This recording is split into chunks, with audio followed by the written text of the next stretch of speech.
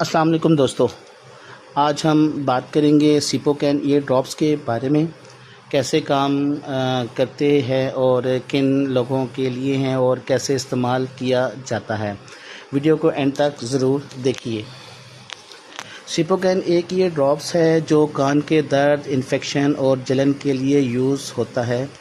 इसमें दो main components होते हैं, एक तो है सिप्रोफ्लॉक्सासिन और सेकेंडली लिडोकैन।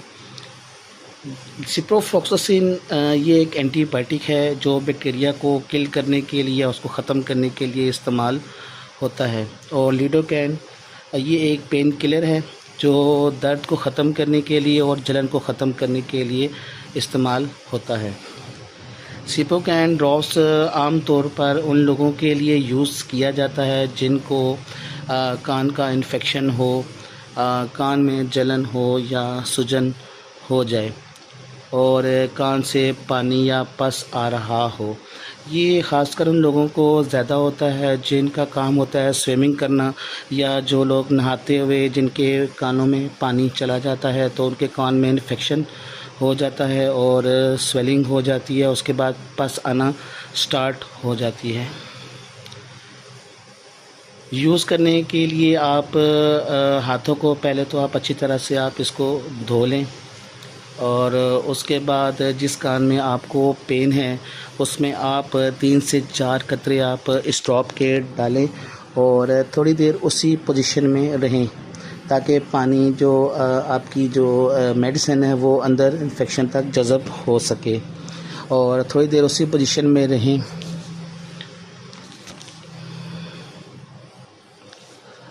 अगर आप उसमें पोजीशन में नहीं रहना चाहते 2 से 3 मिनट, तो आप जिस कान में आपने ड्रॉप डाले हैं तो आप उस कान में कॉटन का इस्तेमाल कर लें ताकि जब आप उठें तो वो मेडिसिन आपकी बाहर ना आ जाए।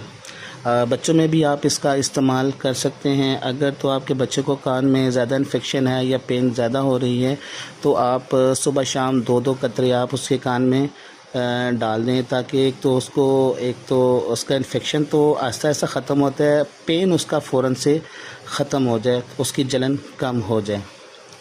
तो दोस्तों, अगर आपको सिपोकैन ईयर ड्रॉप्स के बारे में और मालूमात चाहिए या किसी और मेडिसिन पर वीडियो चाहते हैं तो कमेंट्स में ज़रूर बताएं।